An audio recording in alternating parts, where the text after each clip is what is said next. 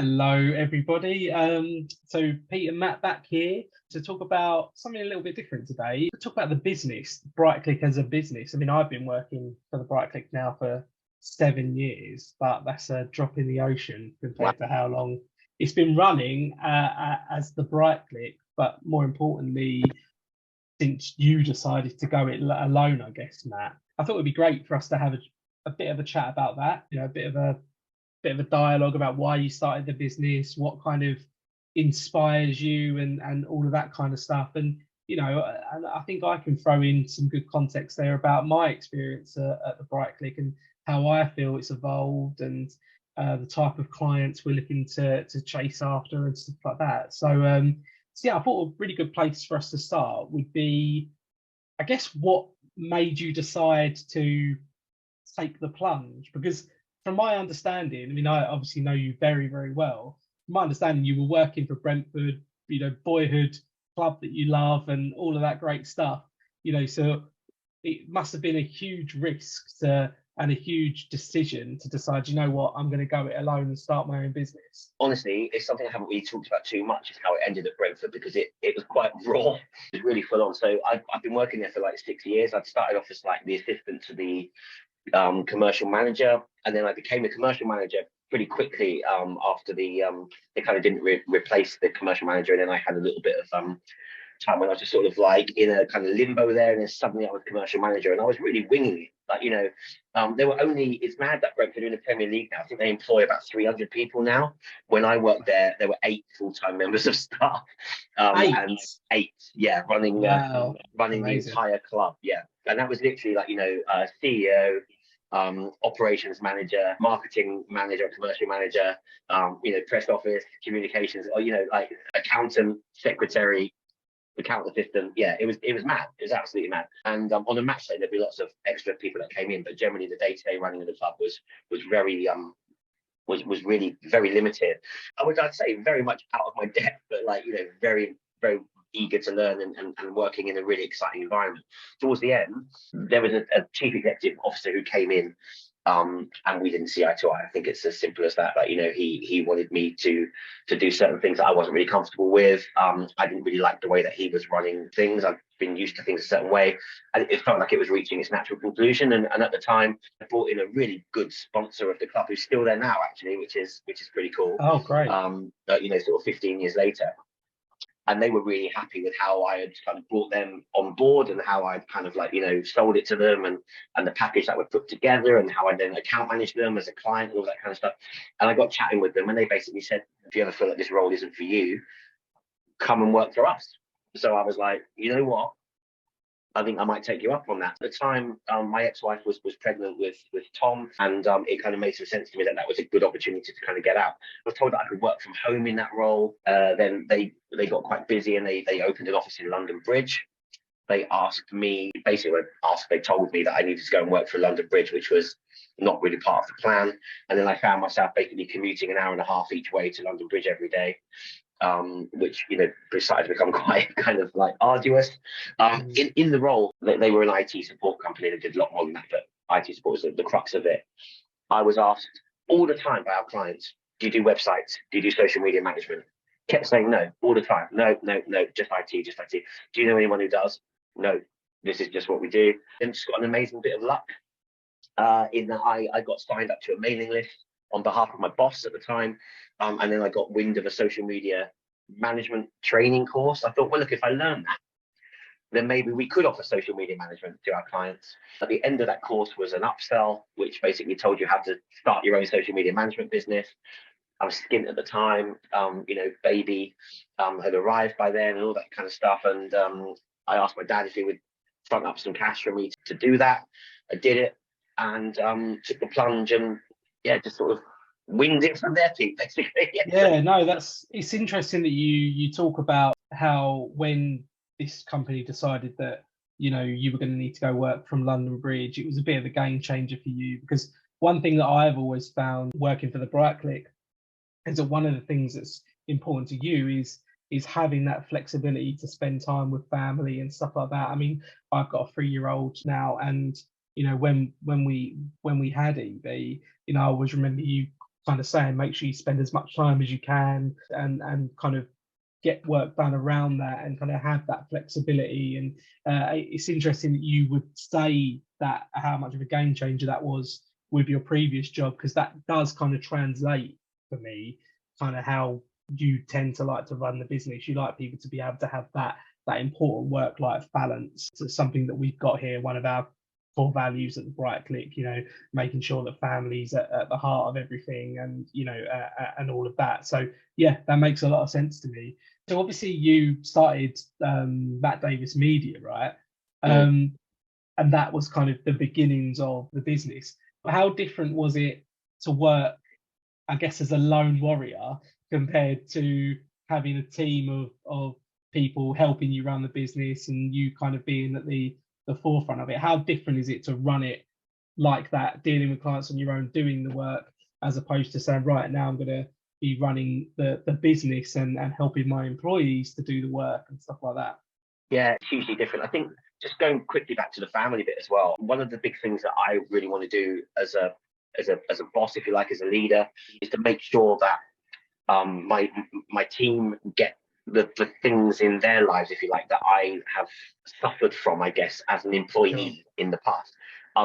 What you said there about Evie, like, spending time with her and all that kind of stuff, in those early days of working, commuting to London Bridge, I didn't see Tom as a baby once for an entire week. I would get up at 7 to commute into London. I'd get home at 7 in the evening, and during that time, he had woken up, had his whole day with his mum, and gone to bed.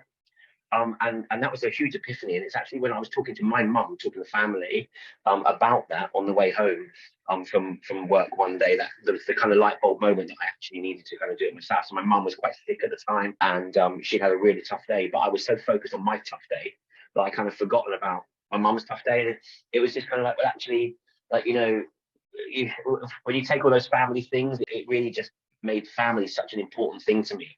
And actually, you work to support your family, don't you? But at the same time, that shouldn't be at the expense of spending time with your family, and your family getting their mum or their dad in their life, like, and get, it's very, very important. It's really important.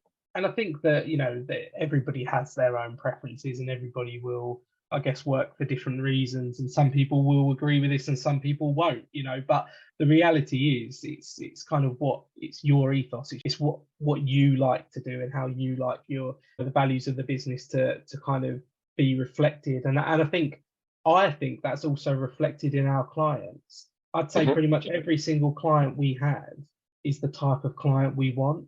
They're people that work really hard, but they also know the importance of values, and know the importance of treating people correctly, and spending time with family, and and all of that stuff. So I think naturally we attract that type of client because of that culture we've created, I guess, almost from the off, when you were deciding, this is why I don't want to work for this company anymore, this is why I want to start doing my own thing.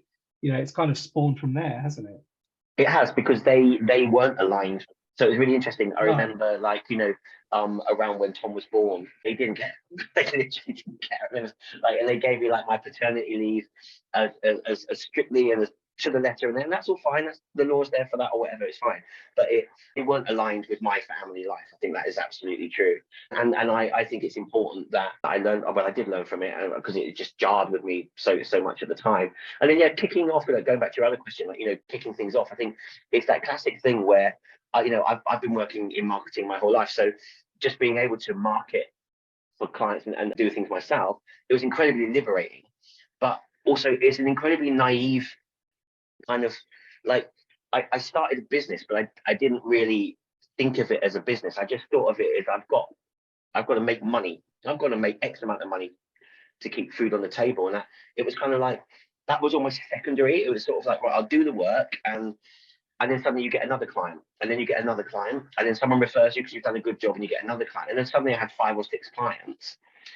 And it's like, the difference between that, if you like, and today is my job now is to bring clients on board, and then you brilliant account managers take them over, and I don't really have too much more involvement with the client after that point, right? They're very well looked after by you guys. Whereas at that time, I'm winning the client, I'm onboarding the client, and then I'm managing their social media accounts, and I'm checking that I'm sweeping their social accounts for comments and likes and reviews and negative stuff or whatever, and I'm having to create content, and I'm having to write newsletters and all that kind of stuff. And at the same time, I'm having to win new business and make sure that my existing clients all feel looked after. So the as the business does, where we are now, 11 years later, I am much more focused on just winning business and making sure that the team function. But it's a classic thing that I never really knew how to run a business. I just knew how to service those clients. And I think now I know how to run a business, and you guys are brilliant at looking after the clients, right? Yeah, exactly. So obviously moving down the line. So when the BrightClick came about, I mean, I know, and from reading the blog that you wrote on the website, because we're obviously celebrating 11 years of the BrightClick. That's the whole point of us doing this, right? And that's really exciting. So obviously a little bit of investment meant that you were able to, start a limited company out of interest. And I should probably know this, considering I've kind of helped design the new logo and stuff like that. But why the BrightClick? Who come up with that idea? Where did that come from? Dan, my bro, he was living with me at the time. He was lodging with me, and he sort of got a real interest in what I was doing. And he was working shifts in the evening, so he was around pretty much all day. And then he would go off to work in the evening. So he started to take an interest in what I was doing, because he was just about, and then I got him to do a few little things for me. And then when the opportunity for the investment came in, which was totally out of the blue, and quite weird. It was almost like Dragon's Den. I had to kind of like pitch, what I would do with the money, and then the investment kind of came along, and how we're going to portion that out or whatever. And it was interesting on two levels. One is that the investment meant we had to incorporate the business. So we had to go from being a sole trader, if you like, to a limited company. I had no idea what that meant, Pete. I was just like, yeah. I got given a load of documents to sign, and this is what you'll need to do, and this is how it needs to work. The investment meant that I could take on Dan as a full-time member of the team, which was amazing. So Dan had been helping me out with bits and pieces, but I said, look, I've got this investment. The investment's going to allow us to scale, and I'm going to need someone to manage the client so I can look after the business. So would you like to do that? And he was just like, this is amazing. Yeah, of course. What an opportunity. So over a couple of glasses of wine, one evening in our living room, we basically were workshopping names and ideas. We used to be in a band, right? And coming up with a name for your band is like, nothing ever sounds right. It's kind of like, you're never going to come up with something. I've had this, like, every band name that you've ever seen, Arctic Monkeys. It's like, if I said to you now, Pete, let's start a band called Arctic Monkeys, you'd be like, why the hell would we call it that? And you're like, one of the biggest bands in the world. So I had this notion that I would not go down the same route that we went down with the band, that we'd have to find something. If it sounded right, we'd stick to it. I liked the word click. I just thought click was really kind of like, made some sense in terms of what we do, and sure, the whole kind of thing. And you can come up with a logo of sorts around the click. I kind of felt there was something. So sitting there over the wine, we were just saying click, something click, this click, that click, whatever click. And then Dan said, what about the right click? Because you right click on a mouse, right? So yeah. So the right click, it has positive connotations. It's the right thing to do. It's the right button on the mouse. It's a click. And I was like, I 90% like it, but it isn't quite right. And then I don't know, the B just popped into my head, the right click. And Dan preferred the right click, and I was like, no, we're sticking to the right click. We're just going to stick to it. We're going to stick to it. And yeah, the rest is history. Yeah, people often say to me they love the name. People often say to me, I love the name. Yeah, I do. Yeah. But yeah. No, that's great. Yeah. If you found this video helpful, then drop us a line. We're always open for a chat, a video call, even a meet up in person, which seems to be unheard of these days. But yeah, we'd love to have more of a chat with you about all of your marketing needs and strategies and all that great stuff. Cheers.